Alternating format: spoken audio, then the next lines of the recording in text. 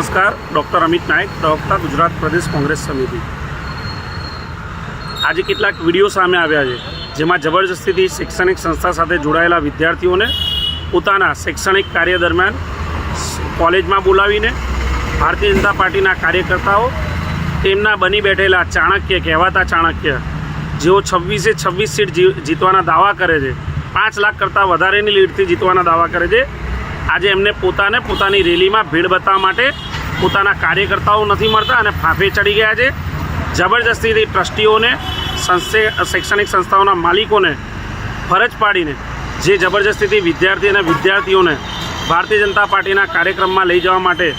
Force કરવામાં આવતો હતો, આજે તેનો વિદ્યાર્થીઓ પ્રતિકાર કર્યો છે। એ તમામ વિદ્યાર્થીઓ અભિનંદનને પાત્ર છે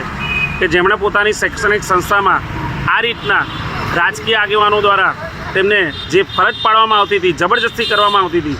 તેમાં તેમણે પોતાનો વિરોધ દર્શાવ્યો અને લોકશાહી દેશમાં તેમની સ્વતંત્રતા નોંધાવી। હું માનું છું આ ભારતીય જનતા પાર્ટીના છેલ્લા 10 વર્ષના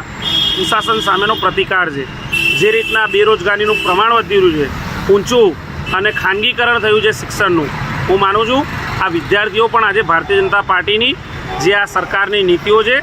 એને આજે જાકારો આપવા માટે તૈયાર થઈ ગયા છે અને આવનારા દિવસોમાં આ જ યુવાનો ભારતીય જનતા પાર્ટીને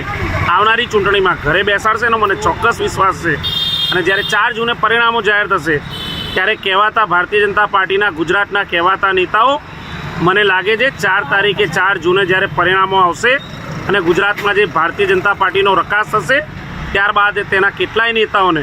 રાજકીય રીતે કમ્પલસરી VRS લેવડાવવામાં આવશે એવું મારું ચોક્કસ માનવું છે।